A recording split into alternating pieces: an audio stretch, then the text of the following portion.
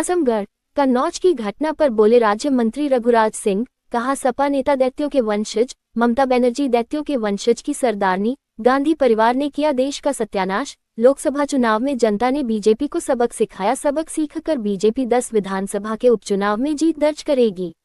आजमगढ़ अध्यक्ष व राज्य मंत्री श्रम एवं सेवायोजन डॉक्टर रघुराज सिंह का आज आजमगढ़ आगमन हुआ। इस दौरान सर्किट हाउस में उन्होंने श्रम विभाग आजमगढ़ मंडल के अधिकारियों के साथ मंडलीय समीक्षा बैठक की। मीडिया से बातचीत करते हुए राज्य मंत्री ने कहा कि आजमगढ़ में विभागीय बैठक और हमारे जितने कार्यदायी संस्था हैं उनकी बैठक आज ली गई है। बताया कि प्रदेश सरकार मजदूरों के लिए कई कल्याणकारी योजनाएं चला रही है, जिसमें 60 वर्ष की उम्र होने पर 1000 रुपये की पेंशन दी जाती है, कुशल कारीगर को 1500 रुपये पेंशन दी जाती है, पुत्री के विवाह के लिए अनुदान दिया जाता है। भवन बनाते समय अगर विकलांग हो गए तो 2 लाख रुपए दिए जाते हैं और अगर मजदूर की मौत हो जाती है तो 5 लाख पर दिए जाते हैं। अयोध्या के बाद कन्नौज में नाबालिग के साथ रेप के प्रयास में गिरफ्तार किए गए समाजवादी पार्टी के नेता पर प्रहार करते हुए राज्य मंत्री ने कहा कि यह सभी दैत्यों के वंशज हैं। ये लोग बलात्कार को बलात्कार नहीं मानते। विपक्षी नेता जितने भी हैं वह सब दैत्यों के सरदार हैं। कोलकाता में महिला डॉक्टर के साथ रेप के बाद हत्या के मामले में डॉक्टर रघुराज प्रताप सिंह ने कहा कि पश्चिम बंगाल की मुख्यमंत्री ममता बनर्जी दैत्य के वंशजों की सरदारनी है, क्योंकि सिर्फ वोट बैंक के कारण उनको न्याय की बात नहीं करनी आती। सिर्फ भारतीय जनता पार्टी के अलावा कोई दल ऐसा नहीं है जो कि बंगाल के मुद्दे पर बात करे। सबको मुस्लिम वोट बैंक बिखरने का डर है। हम वोट के सौदागर नहीं, हम न्याय के सौदागर हैं। बांग्लादेश में हिंदुओं के ऊपर हो रहे अत्याचार पर राज्य मंत्री ने कहा कि शेख हसीना को शरण भारत के प्रधानमंत्री नरेंद्र मोदी जी ने दी है और कोई देश उनको शरण देने को तैयार नहीं है। कहा कि जिस तरह से बांग्लादेश के उपद्रवियों ने शेख हसीना के वस्त्र को लहराया है, इससे ये साबित होता है कि ये दैत्यों के वंशज है। चोरी, बलात्कार और बदमाशी इनकी यही प्रवृत्ति है।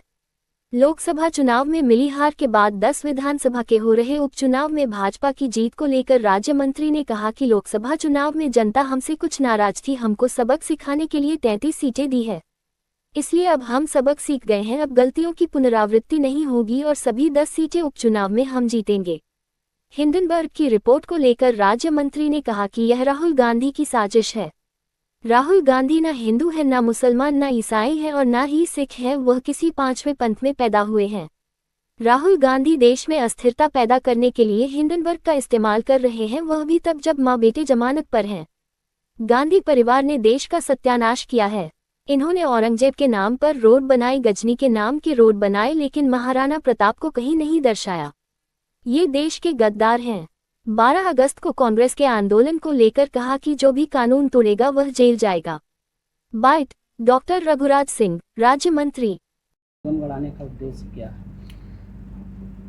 आजमगढ़ विभागीय बैठक और हमारी जितने भी विभाग कार्यदायी संस्था हैं उन सब की एक मीटिंग सेस के संबंधित लेने के लिए आया हूँ। आपकी तरफ से कौन सी कल्याणकारी योजनाएं चलाई जा रही हैं? हमारी तरफ से लेबर के लिए पूरी कल्याणकारी योजनाएं चलाई जाती हैं। जैसे 60 वर्ष के हो गए तो हम पेंशन 1000 देते हैं, कुशल कारीगर को 1500 देते हैं, उनके पुत्री के लिए विवाह में अनुदान देते हैं। हम उनके भगवान न करे आपका घर बनाते हुए अंग भंग हो गया 2 लाख रुपया देते हैं, और भगवान न करे वो मृत्यु को प्यारे हो जाते हैं तो 5 लाख देते हैं। तो हमारी इतनी कल्याणकारी योजनाएं हैं जितनी भारत में शायद ही कहीं किसी राज्य में हों। अयोध्या के बाद अब कन्नौज में भी नाबालिग लड़की के साथ रेप की कोशिश की, जिसमें समाजवादी पार्टी के नेता का नाम आया। क्या देखिए, दैत्यों के वंशज हैं, इनके यहाँ बलात्कार नहीं मानते ये लोग, और दैत्यों के वंशजों के ये विपक्षी नेता जितने भी हैं ये सब उनके सरदार हैं। इसलिए मैं आपको बताना चाहता हूँ 4200 साल पहले यहूदी पंथ बना, 3200 साल पहले जैन पंथ बना, 2800 साल पहले बुद्धिस्ट पंथ बना, और 2200 साल पहले क्रिश्चियन पंथ बना, 1450 साल पहले इस्लाम की स्थापना हुई, 353 साल पहले खालसा पंथ की। ये सारे जो पंथ बने हैं सब अपने आप को इनके महान पुरुषों ने बड़ा सोच समझ के बनाया था, परंतु आज उसका सबका दुरुपयोग हो रहा है। जैसे भी कलकत्ता में, आप तो ये बलात्कार की बात कर रहे हैं, कलकत्ता में एक मौलवी ने 4 महीने पहले अपनी सगी बेटी 16 साल की बेटी के साथ निकाह किया है। 4 महीने पहले आप लोगों ने छापा है, है, वो तो टीवी में भी दिखाया था। उसने कि हमको रात को सपना आया और हमने अपनी बेटी के साथ निकाह किया है। तो इसलिए ये दैत्यों के वंशज हैं, दैत्यों के वंशजों के आचरण के रूप में ये लोग काम करते हैं। तो ऐसे लोगों को भगवान माफ़ नहीं करेगा। ईश्वर के यहाँ देरी हो सकती है, अंधेरी नहीं होगी। सर, कोलकाता में जिस तरीके से महिला डॉक्टर के साथ दरिंदगी की गई, इसको लेकर के तमाम बंगाल सरकार पर भी आरोप लग रहा है, इसको किस तरीके से दिखाया? देखिए, ममता बनर्जी जो दैत्यों के वंशजों के सरदारनी हैं, क्योंकि उनको केवल वोट के खातिर न्याय की बात नहीं करनी। लेकिन एक भारतीय जनता पार्टी, आज बंगाल में जो हो रहा है, तो भारतीय जनता पार्टी के सिवा कोई विपक्षी पार्टी इसलिए नहीं बोले कि मुस्लिम वोट बिगड़ जाएगा। हम वोट के सौदागर नहीं हैं, हम न्याय के सौदागर हैं। हम चाहे धर्म पंथ कोई भी हो, हम न्याय करने के उसमें रहते हैं, क्योंकि न्याय मिलना चाहिए। मानव जाति में रह के न्याय नहीं मिला तो कब मिलेगा? बांग्लादेश में तख्ता पलट के बाद लगातार हिंदुओं के साथ अत्याचार हो रहा है, जिसे लेकर विपक्षी पार्टियां कुछ बोलने को तैयार नहीं। इस पर अब मैं बोलता हूं, मैं तो साफ बोलता हूं। देखियो, ये मैंने जो कहा आपको कि इनकी सोच, देखिए शेख हसीना को शरण भारत के आदरणीय प्रधानमंत्री जी ने दी है और कोई देश ने विश्व में उनको शरण नहीं दी। आप बताइए, मैं आपके माध्यम से पूछना चाहता हूं कि आप अपनी माँ बहन की बेटी का कोई अंग वस्त्र ऐसे प्रदर्शन करेगा? कोई करता है क्या? क्या मानवता है क्या ऐसी?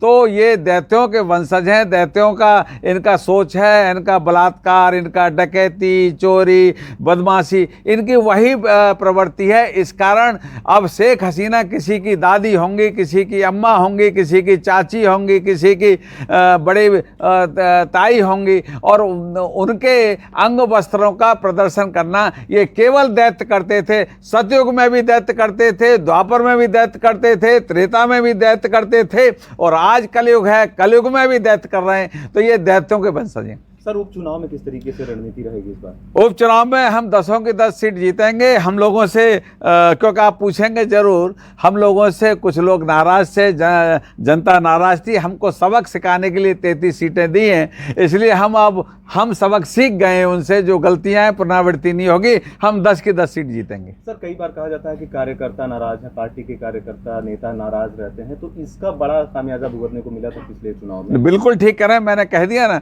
सुबह का भूला शाम को घर आ जाए तो भूला नहीं कहा जाता। हम लोगों ने अपनी गलतियों को सुधार किया है, इस कारण 10 की 10 सीट जीतेंगे। सर, हिडनबर्ग को लेकर के बड़े देखिए, हिडनबर्ग तो ये देखिए, राहुल व्यक्ति जो है ना, न तो वो हिंदू है, न मुसलमान है, न क्रिश्चियन है, न ईसाई है। वो तो पांचवी कोई अलग कौम है। तो उन्हें हमारे देश में अस्थिरता पैदा करने के लिए उनकी सोच है, उनकी भावना। खुद माँ बेटे जमानत पे छूटे हुए हैं, और उसके बावजूद ऐसी स्थिति है। ये इस परिवार ने इस देश का सत्यानाश किया, और इसने सत्यानाश औरंगजेब के रोड बनाए और महमूद गजनवी के रोड बनाए, लेकिन इन्होंने महाराणा प्रताप को दर्शाया नहीं, क्योंकि हमारे इतिहास को इन्होंने नहीं पढ़ा है। ये देश के गद्दार हैं। सर, 22 अगस्त को कांग्रेस कह रही है कि हम ईडी के जहां जहां दफ्तर हैं पूरे इंडिया में, वहां वहां हम उसका घेराव करेंगे। वजह क्या थी? जेल जाएंगे, जो भी कानून तोड़ेगा जेल जाएंगे, जेल में सड़ाए जाएंगे।